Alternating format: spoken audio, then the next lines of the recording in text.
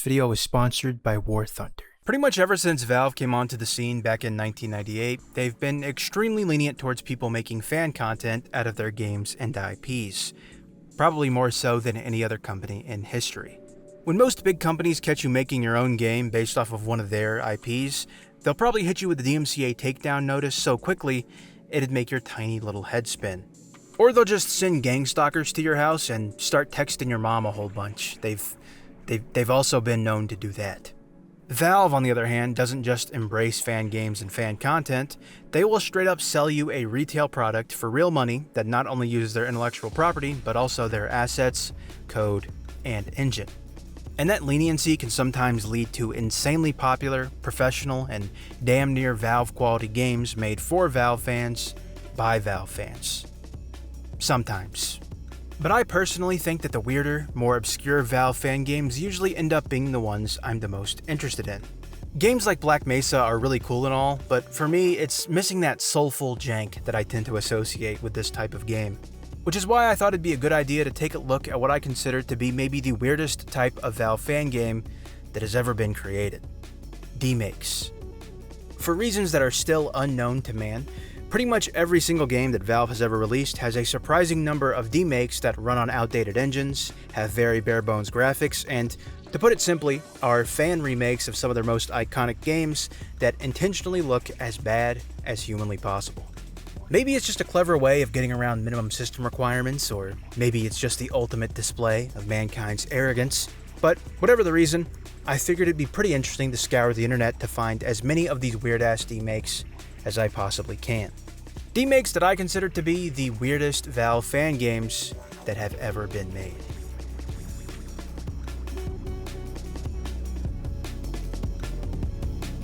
I decided to kick things off by playing around with some demakes for Team Fortress 2. One, because it's one of the best looking games that Valve has ever created and pretty much couldn't have been made in any other engine but the Source engine, and two, because it's the only Valve game that I actually know for a fact has some pretty fleshed out fan demakes that were made for it. The most notable of these is a little game called Chicken Fortress 3.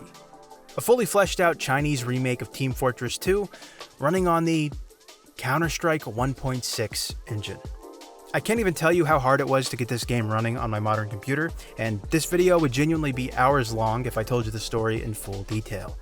All you really need to know is that this game is so broken that the last known footage of someone actually getting it to run was recorded almost 10 years ago. After casting an ancient Chinese spell on my computer to get the game to actually work, I loaded up Chicken Fortress 3 and spawned into one of the two maps that the game actually has. I was pretty pleased to find myself in the spawn room of the iconic CP Orange, and if I can be honest with you, this is the exact moment that I realized that I was dealing with some pretty serious shit. I spawned in as the scout and saw what is probably the highest fidelity model that I've ever seen in the Half-Life 1 engine. All of the scout's weapons were here, in fact, just as they are in TF2, and I could double jump all over the place to my heart's content. They even somehow managed to port over the little 3D model of your character that sits on the bottom left part of the screen, which is black magic as far as I'm concerned. Honestly, at this point, I was worried that the game might have been too good. That it might have been so faithful to Team Fortress 2 that it wouldn't really be worth talking about. That was until I opened the class selection menu and saw that literally every single player model in the game had been shrunken down to Oompa Loompa size and looked absolutely ridiculous. Thank God. I was getting worried that the game might actually, be good for a second there. This is super lame to care about, but the water in the spawn room looked really insane for a Counter-Strike 1.6 mod. This is what water looks like in Chicken Fortress 3, and this is what it's supposed to look like in Counter-Strike 1.6. I genuinely don't know how you even do this. I sprayed a picture of Mr. Beast on the wall a few times, and it actually showed up in the reflection of the water, which kind of blew my mind. Now, I'm not a programmer, but I believe that's called Mr. Beast refraction technology, which most modern games don't even have, so. In true Ratlobber fashion, I spent well over an hour playing as every class and trying my hardest to find features that were left out, only to be immensely disappointed when I realized that pretty much every weird quirk that exists in TF2 has also, by some divine magic, been ported over to Chicken Fortress, despite it running on an engine from 1998. I realized pretty quickly that as cool as it was to mess around in Chicken Fortress, I really wouldn't be getting the full experience if I didn't try out some multiplayer. So I spent about an hour trying to convince some normal, sane people to get on Chicken Fortress with me, and then I spent another hour after that trying to get it to actually work. Once everything was finally up and running, me and my 2 lovely goons were able to experience what is probably the most bizarre way 3 people can play TF2 with each other on Earth. I am heavy weapon coming from the bar!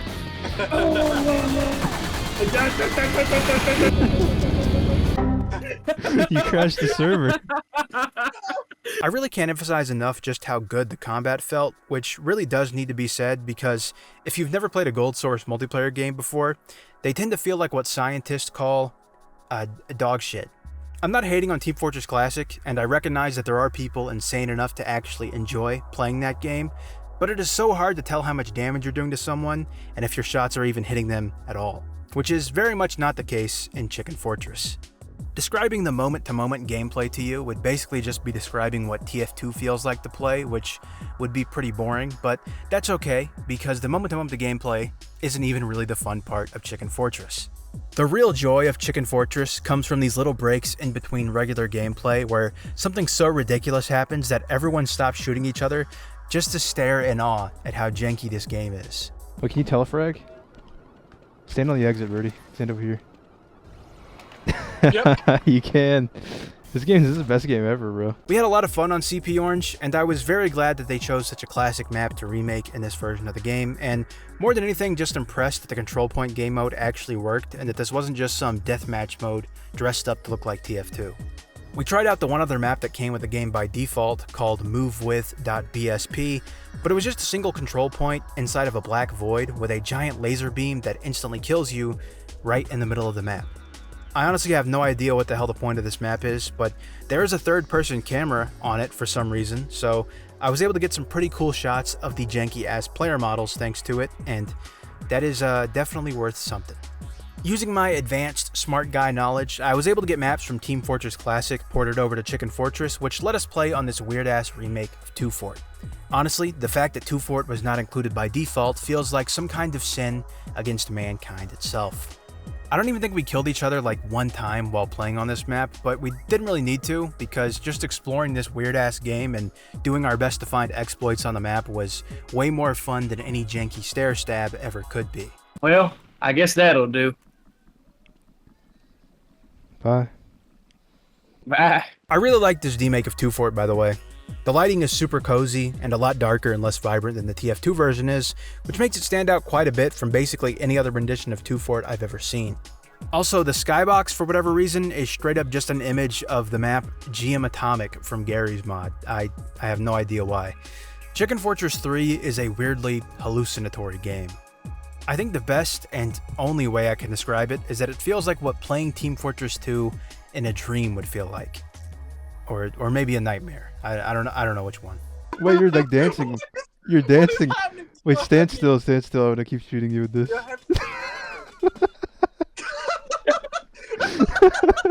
Also, just as a quick little lore dump, Chicken Fortress 3 is actually a sequel to a server that started around 2009 in China that was just called Chicken Fortress.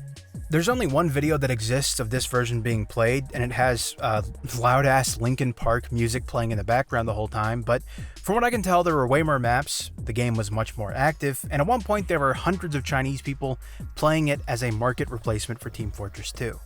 It's effectively lost media now, and I don't think we'll ever see the original version of Chicken Fortress ever again, but I'm glad we at least have this version, and I hope that if anything, this video can serve as a way to save this bizarre little fan project from disappearing into obscurity. Mr. Beast Chinese TF2. Before we move on though, let's talk about the amazing sponsor of today's video, War Thunder. War Thunder is the most comprehensive vehicle combat game in the world, and it's available for both PC and consoles. You can be an awesome military guy and take command of over 2,500 tanks, helicopters, and ships from over 10 different nations. They can be old guy stuff like the biplanes and armored vehicles of the 1920s, or even young guy stuff like modern fighter jets and tanks. The vehicles, graphics, and sound effects are world class and authentic as possible, so you can really truly feel like you're controlling some of the most powerful machines. One of the best parts about War Thunder is just how much they let you customize your vehicles. You can take advantage of its comprehensive customization system with countless camouflages, historical markings, and decorations for all sorts of vehicles. Whether you're looking for the pinnacle style of competitive simulation gameplay or something a little more casual like arcade-style gameplay, War Thunder has you covered. Join up and become part of a massive community of over 70 million players, all taking part in the breathtaking experience that is War Thunder. There's an unmatched amount of high-quality content in this game, and there is no game better suited for fans of good old military history. War Thunder is completely free to play on PC, PlayStation, and Xbox, and you can sign up using the link in my pinned comment or in the description of this video. If you're new to War Thunder, or coming back after 6 months or more, you'll get a massive bonus pack that has multiple premium vehicles, the exclusive vehicle decorator Eagle of Valor, 100,000 Silver Lions, and 7 days of premium account. This world-class bonus is only available for a limited time, so get it while you still can. Thanks again to War Thunder for being a gracious sponsor, and let's get back into the video. I didn't want to limit myself to demakes that were just made with Valve's own engines though, and felt like it would be fun to cap off my TF2 demake journey by playing something truly different. Capture the Intelligence by Nix Liz, a game that is described as a Game Jolt EXE horror game. I don't really know what that means, but I'd like to think it's not because I have a lack of culture, but rather because I am a grown man with a car. Capture the Intel is unique for a TF2 fan game because of the fact that it actually makes an earnest effort to have a story. The game starts with a brief cutscene where you take on the role of a Team Fortress 2 player who just wants to play some spy late at night on a community server. You open up your trusty server list and find that there are no servers available except for one called Capture the Intelligence. Upon joining, you find that the server is completely dark and the player list is completely empty, and the only thing you can do is cap the intelligence over and over again. The player character mentions something about feeling like he's not alone, along with this image of this fat-ass heavy, and that's when we take control of the player character and the game actually begins. This first stage is pretty simple. You just do your best to go and capture the intelligence while trying to avoid this creepy-ass heavy shouting out the screams of the damned every step of the way.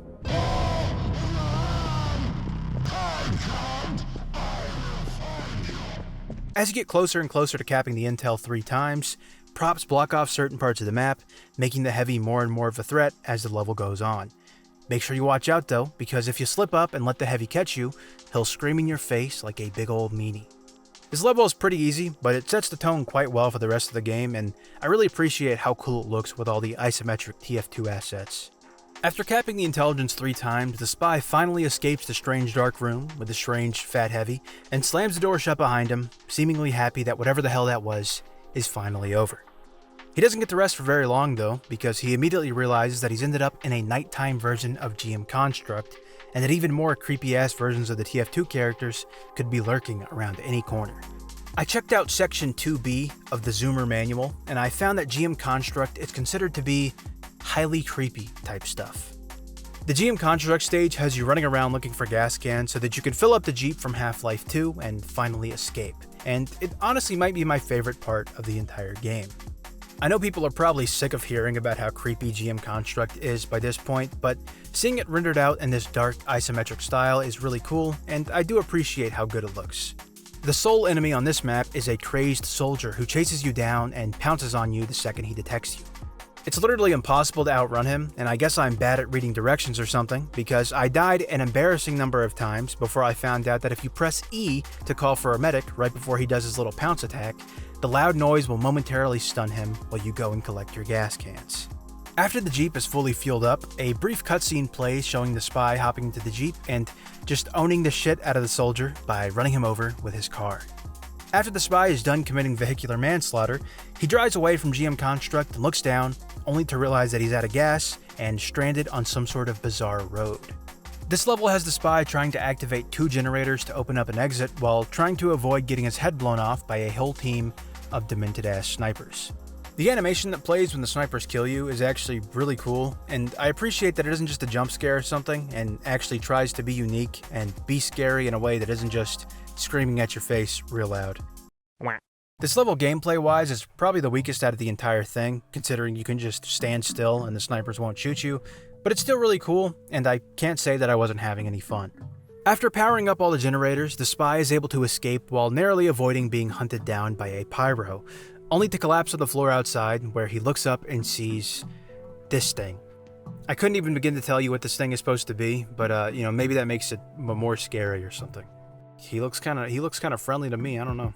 He looks nice. and cool. The next map sees the spy trying to collect 5 key cards to open 5 gates that are being guarded by a large, screaming demo man head.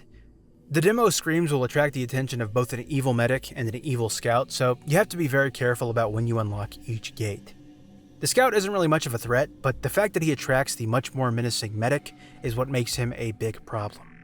There wasn't much new in terms of gameplay here, and this level was probably the hardest in the entire game, but I had quite a bit of fun juking out these stupid-ass monsters using my superior intellect and godlike movement skills.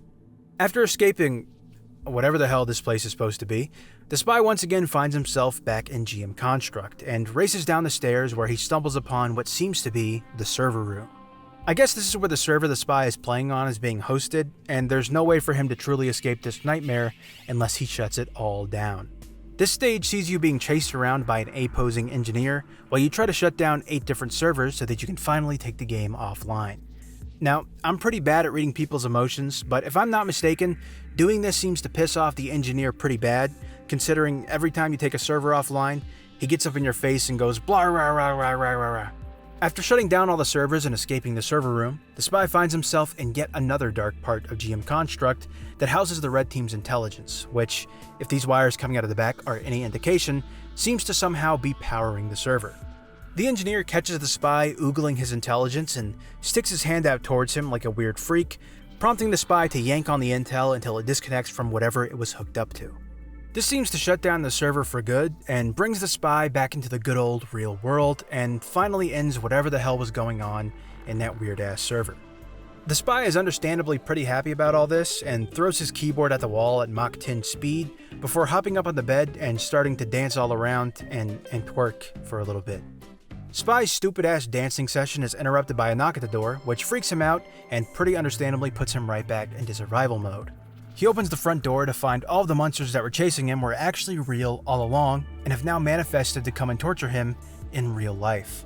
The camera cuts back from the spy with his mouth agape like a moron to show that they're all actually completely normal and that he's just going insane from playing TF2 too much, which, by the way, is very accurate to real life, and that they brought him a big old birthday cake to eat because it is his birthday. The game ends with all of the mercenaries sitting down and enjoying some nice birthday cake, reveling in the fact that you are stupid and that it tricked both you and the spy into believing that monsters actually exist in real life, which, they don't. But then the heavy points out that the engineer is for some reason missing from the table before the camera cuts back to show this final shot of the engineer holding the red intelligence, presumably trying to bring the server back online, establishing that what Spy was experiencing in-game was actually real all along, and that you are stupid, and it tricked you again, and monsters are real, monsters do exist in real life, they're real. And that was Capture the Intelligence by Nix Liz. Honestly, this is not my kind of game at all, and I was kind of expecting to not really like it, but I actually did appreciate not only how fun it was and how well made it turned out to be, but also just how much care was put into pretty much every aspect of it.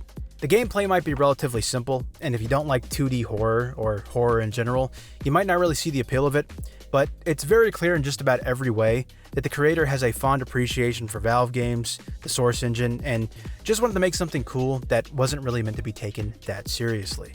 It's kind of like an old goofy Garry's Mod Machinima get turned into a playable video game, and that is something that I think anyone can appreciate, even if the game's style might not really be for them. It's just cool to see that even so many years after the golden age of Valve and the Source engine has come and gone, people will still make these fun little projects as tributes to some of the best games ever made and some of the best fan content to ever come from a fan base. Plus, I simply cannot deny just how cool it was to see stuff like GM Construct and TF2 styled maps rendered out in the artist's isometric style. It also gave me this silly ass video of Spy busting it down to a Kevin MacLeod song, which, might end up being useful for something, you never know. So I'm actually recording this part after the fact, but I noticed that my first playthrough of this game had a 6.66 gigabyte file size, which was a bit of a weird coincidence and honestly probably scarier than the game itself. So I went ahead and downloaded this sin removal software, and this should just tell me if any sins come up from running this game on my PC. Yeah, and it looks like there was actually 3 sins that I assume came from this game. So if anyone wants the software, I'm going to leave a link in the description so you can download it, so you can absolve all your stuff after you play the game. But yeah, that's it. Moving back over to the gold source side of things, I decided to try out some Half-Life demakes. Half-Life, after all, is the Valve game, so it only makes sense to see what Half-Life fans have been cooking during the 20-year wait for Half-Life 3. The first one I played was a relatively well-known one called Half-Life 2 Classic, and it was every bit as good as its reputation made me think it would be. The only chapter it includes is the Ravenholm chapter, which most people would consider to be the best one anyways, and it does a really good job at porting over everything that made Ravenholm so special to an engine that simply was not designed to host a level like Ravenholm. The gravity gun somewhat works, the scripted sequences are all mostly intact, and Father Gregori's weird traps are scattered all over the map with full functionality. I think the biggest surprise to me was just how flawlessly Half-Life 2's gameplay translated to this engine.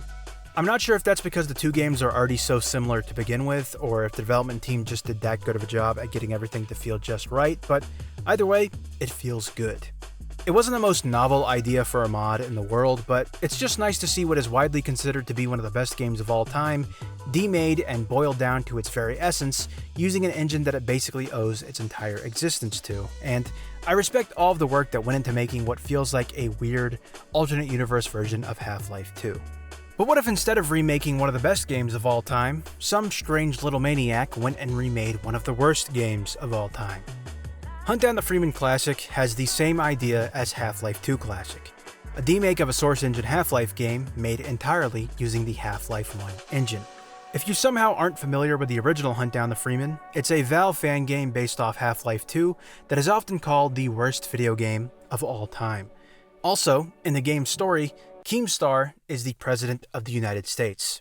My fellow Americans, as your President and Commander-in-Chief, it is with a heavy heart that I'm informing you that we have made a strategic decision to surrender to the alien invaders known as the Combine.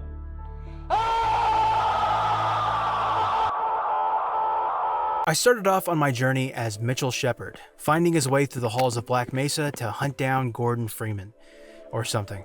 I could tell after just a few minutes that almost everything from the combat to the level design was miles better than the actual Hunt Down the Freeman, which I know really is not saying much, but I have to give credit where it's due. You can even aim down the sights just like you can in the original game, which might not seem like a huge deal, but I don't think I've ever in my life seen anyone port that over to the Half-Life 1 engine. I fought my way through the first area and found myself in this little puzzle room where you have to activate 4 buttons to open this door and get the story moving along. I activated what I thought were all of the buttons, but once I got to the big door, it just refused to open.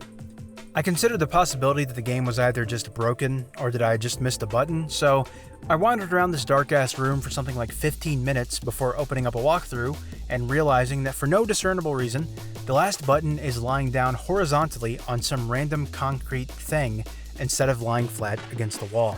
I know I may seem like a large fat idiot here, but literally every other button is on a wall, and just one, is awkwardly laying down on a platform with seemingly zero logic behind it. There's a perfectly good wall right behind it too. Here, you just take this and you drag it and you stretch it and boom. Now it's a good game. After beating the puzzle, we come to the defining area of Hunt Down the Freeman, the confrontation. In here, a cutscene plays showing Gordon freaking Freeman doing some insane ninja shit on the protagonist for no real reason, and then jumping down and going monkey style on his face with the pointy end of a crowbar. For as much as this game kind of pisses me off, I do think that the team at least trying to faithfully recreate the original cutscenes using the Gold Source engine is a very admirable thing, and I'm sure a lesser development team would have just skipped that part entirely. I'd love to say that after this is where the game really picks up and it starts to be a fun, well-made Half-Life mod, but the sad reality is that this is where the game completely shits the bed. After doing another small segment where you escape the hospital and the citizens from Half-Life 2 are there for some reason, the game finally begins to open up, which is probably its biggest downfall. These wide open areas where you're just kind of shooting at sloppily placed NPCs are exactly what people hated about the original Hunt Down the Freeman, so I have no idea why they thought it'd be a good idea to just do the same thing over again, but worse this time. I would like to call this bad level design, but calling a big open field with bad guys in it level design is like calling Peanut Butter Gamer. I pressed on through the game and hoped that maybe it would come back around when I ran into these little alien things, which I personally believe are some of the worst enemies ever put into an FPS game in human history, so So I just turned back around and kind of got lost and just started spamming E on every door that I could, which accidentally triggered some kind of Easter egg somehow and led me into the secret room that contained the weirdest sequence I have ever seen in a Half-Life game in my entire life. Yo, it's hump day. Hey, what I need you to do is tag 3 big ass under this tweet right here. I need some more to do this bust that nut challenge with. And I'm also giving away another 100 free subscriptions to my OnlyFans. Be looking out for that tweet later on today. But don't forget to tag them 3 under there. If you want them big, just tag yourself. Hump day. There is nothing that I could possibly say that would be funnier than just knowing that that exists, so, I think it's best for the both of us if we just move past it. Hunt Down the Freeman Classic is the result of a lot of very talented people getting together to unite under one very, very bad idea. I think it's a somewhat noble journey to try and be the guy to finally fix Hunt Down the Freeman and make it fun, but I think sticking too close to the source material really bit them in the ass on this one, and it's so accurate to the original version of the game that there really isn't any particular reason for it to exist. It's technically not even out yet, and what I played was technically just a demo, so maybe it'll release in a few years and be a really good Half-Life 1 mod, and everything I complained about will be totally fixed. There were a few demakes that I played that were a lot simpler, or just had a whole lot less to talk about, so before I close out the video, I figured I'd quickly go over a few of those just to give them their time in the spotlight. The first one was Pixel Force Left 4 Dead, an indie game from 2010 that aimed to demake Left 4 Dead 1 as if it were some kind of shoot-'em-up NES game. It's a surprisingly complete demake of Left 4 Dead, and to be honest, I was impressed by just how accurate it was. Not only to the NES style that it was paying tribute to, but also to Left 4 Dead itself. I don't know what kind of magic the developer did to make a game with 2 buttons and 4 directions of movement feel even remotely close to a co-op first-person shooter, but whatever it was, it seems to have worked out pretty well. One of my biggest problems with the pixel art style of demake is that there tends to be almost no actual attempt to make it look anything like an actual retro game, and a lot of people would just make a game 2D and add some fancy pixel art and call it a day. You can't say the same about this game though. It genuinely feels like a real NES game that could have come out during the 80s or something, and that's perfectly reflected in how simple a lot of the art is, how janky the movement and enemies can be, and also how hard the game is thanks to those limitations. Maybe I just suck at old person games or something, but I probably died on the first stage like 10 times before I really got the hang of things. It's a cool little game that surprisingly has a full-length campaign that'll probably take you an hour or 2 to beat, and more than anything I have to give it props just for daring to be so damn accurate to the style that it's aiming for, even if that accuracy makes the game hard and obtuse as hell.